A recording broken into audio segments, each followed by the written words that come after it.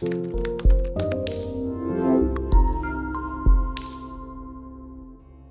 आज का topic eczema है जी। ये एक नॉन कंटेजियस स्किन डिसीज़ होता है और इसमें इन्फ्लेमेशन होती है हमारी स्किन में। और जनरली ये ट्रिगर होता है एलर्जन से, वो एनवायरमेंटल भी हो सकते हैं, बाकी पॉलन से भी हो सकता है, डस्ट एलर्जीज़ वगैरह, और कहीं ना कहीं इसमें जेनेटिक फैक्टर भी हमें देखने को मिलता है। तो इसमें क्या होता है कि हमारी स्किन के ऊपर हाइव्स देखने को मिलता है, रैशेस बनते हैं, ठीक है, और रेडिश कलर के वो जनरली होते हैं स्टार्टिंग में। और ये काफ़ी कॉमन है किड्स में, सबसे ज़्यादा ये छोटे बच्चों में देखने को ही मिलता है। और इसमें पूरी बॉडी में, बैक में, टॉर्सो पे मतलब रैशेज हमें देखने को मिलते हैं। और जैसे कॉजेज़ में हमने डिस्कस किया तो एलर्जेंस हो गए या फिर पॉल्यूटेंट्स हो गए, यही इसके जनरल कॉजेज़ होते हैं जिससे ये ट्रिगर होता है। Allergens, environmental factors, stress factor और फिर जेनेटिक्स अगर है तो वो चल। और इसके काफ़ी टाइप्स होते हैं, जैसे एटॉपिक डर्मेटाइटिस होता है, उसमें हमारे मतलब इची ड्राई इची स्किन होती है। कॉन्टैक्ट डर्मेटाइटिस में बेसिकली जैसे एलर्जेंस का रोल रहता है ज़्यादा, कि जैसे हमारी स्किन के साथ एलर्जेंस का कॉन्टैक्ट होता है, फिर उससे वो एलर्जिक रिएक्शन है वो ट्रिगर होता है। उसके बाद डिसहाइड्रोटिक डर्मेटाइटिस होता है जिसमें फ्लूइड फिल्ड ब्लिस्टर्स देखने को मिलते हैं। न्यूमुलर एक्जिमा होता है, वो उसमें जो लीजन्स होते हैं उनकी कॉइन लाइक शेप होती है। और उसके अलावा हमारे पास सिबोरिक भी होता है जो बहुत सिवियर होता है, और स्टैटस डर्मेटाइटिस भी होता है ये, जिसमें जैसे हमारे पुअर ब्लड सर्कुलेशन की वजह से लोअर लिम्स में हमारे ये देखने को मिलता है।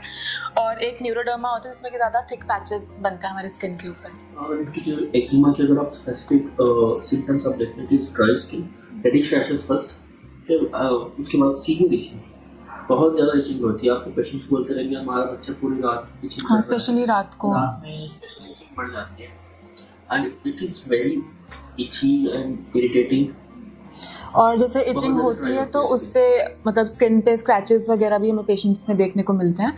और अगर डायग्नोसिस की बात करें तो क्लिनिकली डायग्नोसिस हो जाता है, बाकी कंफर्मेशन के लिए बायोप्सी। और ट्रीटमेंट की अगर हम बात करें तो क्योंकि एलर्जेंस का रोल काफ़ी होता है तो हमें इसमें एंटीहिस्टामिन्स देने पड़ते हैं, टॉपिकल स्टेरॉइड्स हम देते हैं पेशेंट्स को। जनरली यही ट्रीटमेंट होता है इसको मैनेज करने के लिए एलोपैथी में।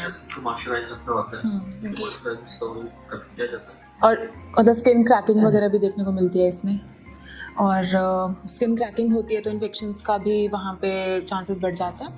आयुर्वेद में अगर हम बात करें तो हम इसको क्षुद्र कुष्ठ एक है विचर्चिका, उससे कोरिलेट कर सकते हैं। और तीनों दोषों का इन्वॉल्वमेंट इसमें रहता है। आम पाचन हम जैसे हम बात करें जितने भी कुष्ठ रोग हैं, एक तो उनको बोला गया है कि वो पाप कर्म की वजह से उत्पन्न होता है। तो उसमें क्या होता है कि हमारे जो गुरु है उनका तिरस्कार करना, मतलब उनको बुरा भला बोलना, इन चीज़ों की वजह से भी ये बोला जाता है। और ऐसा भी है कि कुष्ठ रोगों के लिए ये बोला गया है कि अगर वो किसी को हुआ है तो वो अगले जन्म में ऐसा चलता ही रहता है। और इसका जो ट्रीटमेंट होता है वो सिर्फ मतलब ये नहीं होता है कि युक्ति विपाश्य ये सब नहीं होता है, इसमें दैव विपाश्य रोल भी आयुर्वेद में रहता है। और जैसे अगर हम बात कर रहे थे दोषों के बारे में, तो तीनों दोषों की इन्वॉल्वमेंट है। और क्योंकि इसमें इचिंग बहुत ज़्यादा होती है तो वात और कफ प्रिडोमिनेंट ये जनरली रहता है। और जैसे इन्फ्लेमेशन होती है तो वहाँ पे पित्त का रोल भी आता है साथ में। कफ की वजह से इचिंग हो रही है, बात की वजह से पेन, ड्राइनेस थोड़े सब कुछ है, इन्फ्लेमेशन सारे टाइप के कुष्ठ में तीनों दोष तो रहते हैं। प्रधानता अलग हो जाती है और रक्त की दृष्टि तो रहेगी। और जैसे रक्त की दृष्टि भी है। आम का जैसे हमने डिस्कशन किया है तो कोई बहुत ज़्यादा खट्टी चीज़ें खा रहा है ना, मतलब जो भी जिससे हमारा आम बन रहा है हमारी बॉडी में, जो आजकल का सबका ही लाइफस्टाइल कहीं ना कहीं है, तो आम सबकी बॉडी में है। जब वो रिपीटेडली बहुत ज़्यादा हो जाता है तो डिसीजेस मैनिफेस्ट होती हैं। तो ऐसे ही विचर्चिका भी है। तो इसमें रोल हमारा जो ट्रीटमेंट रहेगा वहाँ पे आम पाचन रहेगा, रक्त प्रसादन रहेगा, और बाकी जो दोष जो कुपित हैं उनका शमन रहेगा। तो हमारा जो स्किन केयर पैक है उसमें नीम कैप्सूल्स हैं, ग्लीमिंग स्किन है, नेल्स फॉर्मूला है, गंधक रसायन, मंजिष्ठा कैप्सूल्स है, निर्गुंडी ऑयल है, और करकर सोप है जिसमें हल्दी करक्यूमिन रहता है। इसके अलावा हम और भी जैसे रक्त प्रसादन के लिए हम मेडिसिन देंगे तो महामंजिष्ठा आदि को दे सकते हैं, हम खदिरा आदि को दे सकते हैं, खदिरा रिष्ट दे सकते हैं। हमारा डर्माप्लान सिरप भी है। डर्माप्लान सिरप है, curcumin capsules, blood cleansing capsule, premium blood. तो कोई भी स्किन डिसीज में ना आपको कुछ ऐसे ड्रग्स का यूज करना होगा जो लिवर को भी क्लींजिंग करे, लिवर डिटॉक्स भी आपको करना। तो आपने देखा होगा कि इसमें आरोग्यवर्धन होती है, कुछ लोगों का भी बताया गया है, तो साथ ही साथ लिवर पे भी काम करता है। लेकिन most of the times it will get an elective थोड़ा बहुत वेरिएंस रहते हैं कोई भी स्किन डिसीज पेशेंट्स में, तो बी इट कॉज एलर्जीज वगैरह हो, कुछ भी हो। एलर्जीज में तो निदान परिवर्तन जैसे एलर्जीज को अवॉइड करने में तो करेंगे बीट, सोप, डिटर्जेंट्स, कपड़ा, फैब्रिक, किसी से भी वो एलर्जी हो सकती है। और पॉलेंस हो गए, एनवायरमेंटल एलर्जेंस जो भी रहते हैं, केमिकल रिएक्शन जो भी केमिकल रिएक्टेंट्स जो भी रहते हैं उनसे हो सकता है। उसको अवॉइड करने के साथ साथ आपको अगर हमें कोई भी ऐसी हेल्प देनी है जो लिवर प्रोटेक्टिव हो, कोई भी स्किन डिसीजेस में, सो यहाँ पे भी हम कुछ एक्सरसाइज करेंगे तो लिवर प्रोटेक्टिव हेल्प्स और लिवर की सब डिटॉक्स करता जाए। और इसी में आपने देखा होगा कि पंचनिम्बकवात बना हुआ है और निम्बाजिक वात है, ये सब कुछ है जो साथ साथ लिवर को भी डिटॉक्स करती जाती है। और स्किन डिसऑर्डर्स के लिए तो इनका बहुत अच्छा रोल है। पटोलासव भी दे सकते हैं इसमें। पटोलासव हो गया, वही महामंजिष्ठादिक वात है, पंचदष्टिक है, पंचदिग्ग्रत है, पंचदिग्गुल है, पंचदिक कषाय आता है, सारी बातें सब आपको फाइटोसिस हो सकते हैं। इसमें रक्त प्रसारण हो गया, रक्त पित्त को भी कम करेंगे, साथ में रक्त का जो दूषण हुआ है उसको भी कम करने में हेल्प करेंगे। इसके अलावा अगर आप मेडिकेशंस देखें तो पक्कामृत है हमारा गंदा का साइन हमारा तो इम्पोर्टेंट मेडिकेशन है जो स्किन डिजीज में यूज होता है। इसमें लोकल एप्लीकेशन के लिए कोकोनट ऑयल काफ़ी अच्छा है क्योंकि वो पित्त का भी शमन करता है और जो इरिटेशन पेशेंट्स को रहती है उसको भी रिलीव करता है। शताब्दीकृत होता है ना, और अच्छा वो होता है। इसके अलावा कुछ थोड़ा राक्षस सा तेल भी है। उसमें अगर नित्य विरेचन की तरफ भी जाए तो बहुत अच्छा रहेगा। जैसे कि त्रिविध ले हो गया, वो बहुत अच्छे से पित्त का रेचन भी करेगा और सुख विरेचक भी है, तो वो भी हेल्पफुल रहता है। या कई कषाय होते हैं जो बहुत अच्छे से पित्त का रेचन करते हैं साथ में, तो पित्त जब कम होगा बॉडी में और बात भी बैलेंस होगा तो ऑटोमेटिकली फिर वो कफ को भी बैलेंस आउट कर देगा। दिस फॉर्मुलेशन जिम आप बता देता है, इसको आप दिन में 10-15 मिनट अगर आपको विरेचन के लिए भी काम है, तीनों दोष पे भी काम करेगा। इसमें अरगबद आदि कषाय भी दे सकते हैं।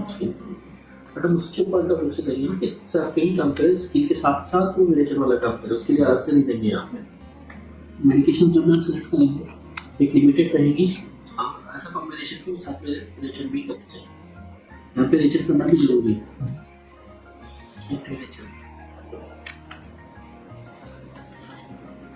और मेडिकेशंस में जैसे डर्मोग्लान सिरप हो गया एंड महातिक्तकृत पित्त कषाय भी है जो काफी अच्छा यूज करते हैं। गंधक मलहर भी हम दे सकते हैं लोकल एप्लीकेशन के लिए। It is good.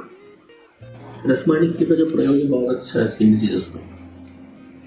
ताम्रभस्म, अभ्रकभस्म भी उन फॉर्मुलेशंस में रसमानिक के सब कुछ ना कॉम्बिनेशन बहुत अच्छा बनता है। इनको यूज कर सकते हो तो बहुत अच्छा है। पस तो कोई भी पस हो जाता है ना, उसको निकालने में हेल्प करता है रसमानिक। ओके, श्योर, गूगल हो गया। नवकाशिक चूर्ण भी हम देते हैं।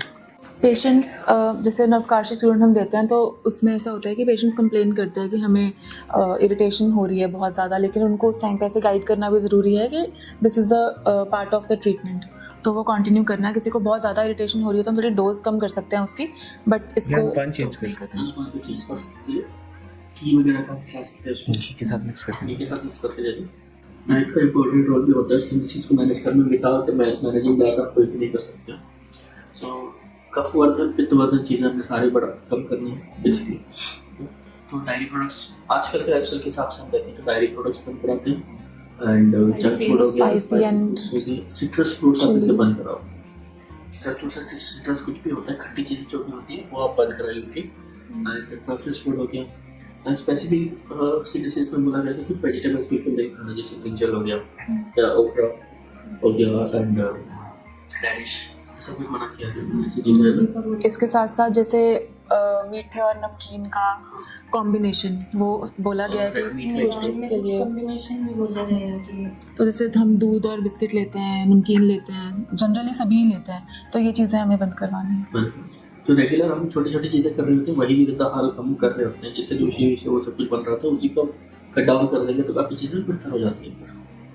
कई बार लीफी वेजिटेबल्स का इंटेक भी एजिंग को बढ़ाता है, तो वो भी अवॉइड करवानी है पेशेंट्स को देख के। कुछ तो देखो जो पेशेंट के हिसाब से उनको चेंजेस करने पड़ते हैं, फिर पेशेंट को खुद ऑब्जर्व करके चेंजेस करने पड़ती है। और इम्पॉर्टेंट हो गया कि junk food, process, cold drinks, soft drinks हो गई, ये सब कुछ अवॉइड कराना है। फ्रूट जूसेस अवॉइड कराओ। पेशेंट हमें कहते हैं कि हम तो नहीं घर पे बना के लेते हैं, फ्रेश बना के लेते हैं, नहीं, Whole fruits खाओ, you need the whole thing. You need fibers, you need everything, not just sugar out of it. Patient को हम डेली कोकोनट वाटर लेने के लिए बोल सकते हैं इसमें। एक्जिमा फिजिकल तो है ही, उसके साथ साथ एक मेंटल और सोशल हेल्थ उनकी भी बिगाड़ती है। और हम WHO का डेफिनेशन देखो, आयुर्वेद का डेफिनेशन भी देखो, उन्होंने बोला है ना कि फिजिकल के साथ मेंटल और सोशल हेल्थ भी अच्छी होनी चाहिए। स्किन डिजीज का प्रॉब्लम ये है कि मेंटली तो अफेक्ट करती है कि all the time is itching और ऐसे कुछ, तो आपको काउंसलिंग हो गया थोड़ा सा, वो भी ज़रूरी हो जाता है कई बार। दैट यू हैव टू सी और तो पेशेंट के फिर उसमें सत्व क्या बताया गया आयुर्वेद में, क्या सत्व है, कैसा मतलब सत्व का पेशेंट, ठीक है, पर सत्व होता है तो सत्व के हिसाब से अगर कई लोग होते हैं कि अच्छा सत्व वाला होता है उसको कुछ फर्क ही नहीं पड़ता चाहे जितना मर्जी हो जाए, और अगर सत्व के होते हैं उनको थोड़ा सा कुछ हो गया उनको लगता है बहुत कुछ हो गया। You have to see that also कि किस तरह का पेशेंट है, when you talk to them you have to analyse that also. और डाइट उसी तरह से आपको डिवाइस करना पड़ेगा। पावर सत्व वाले को बोलो सब कुछ छोड़ते फिर वो नहीं सब कैसे होगा, ऐसे नहीं है, have to manage accordingly. And region wise जहाँ से बिलोंग कर रहे हैं उसको भी थोड़ा सा हमें देखो। और सबसे इम्पोर्टेंट है सी फूड, इसमें बिल्कुल बंद कराना है, फिश वगैरह सब कुछ मरे जो भी रहेगा सब हमने बंद कराना है। कई बार पेशेंट ने क्या किया होता है कि लोकेशन चेंज की होती है, उसके कारण भी उसको वो मतलब चीज़ें ट्रिगर भी करता है और देखने को भी मिलता है, मतलब वहीं से स्टार्ट हुआ होता है।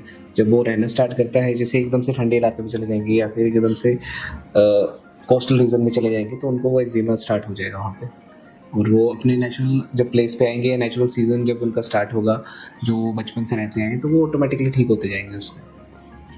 वो भी एक पॉजिटिव फैक्टर है और उसको भी ध्यान में रखना है कि आपने कोई रिसेंटली कोई चेंज तो नहीं किया या कोई मेडिकेशंस लंबे टाइम से तो नहीं चल रही है ना। हो सकता है स्टेरॉइडल यूज़ हुआ हो लास्ट टाइम, तो बॉडी में हीट ज़्यादा जनरेट होती है उसकी वजह से, जिसके कारण दोष दूषित होते हैं और अल्टीमेटली स्किन डिसीज़ पे लैंड करते हैं। तो वो भी एक चीज़ देखनी है। www.planetayurveda.com पर जाएं और वहाँ पे हमारे जो कंसल्टेंट्स हैं पूरे वर्ल्ड से हमारे पास पेशेंट्स जो है कंसल्ट करते हैं आयुर्वेद के रिलेटेड। हमारे MD आयुर्वेदा डॉक्टर्स हैं जो कि व्हाट्सएप वीडियो कंसल्टेशन के थ्रू आपको कंसल्टेशन देते हैं और आप ऑनलाइन अपॉइंटमेंट बुक कर सकते हैं और अपने जो फ्रेंड्स हैं, जो फैमिली के लोग हैं, उनको आप बता सकते हैं। लिवर, किडनी, लंग्स, स्किन, दिल, पेट, घुटने, सिर, पैर या बॉडी के किसी भी पार्ट से जुड़ी हो कोई भी समस्या, अभी कॉल या व्हाट्सएप करें और घर बैठे समाधान पाएं 6209123456 पर। हाँ जी, अब सब बीमारियों का इलाज है बहुत आसान। आपकी सेहत से जुड़ी हर समस्या का समाधान मिल रहा है घर बैठे। अब आप दुनिया के किसी भी कोने से टॉप प्लैनेट आयुर्वेदा एक्सपर्ट से ऑनलाइन बात करें, परामर्श लें और दवा की भी करवाएं होम डिलीवरी। हेल्थ प्रॉब्लम्स कोई भी हो, सोल्यूशन सिर्फ एक, www.planetayurveda.com। पूरे प्लैनेट की सेहत का नंबर 1 साथी।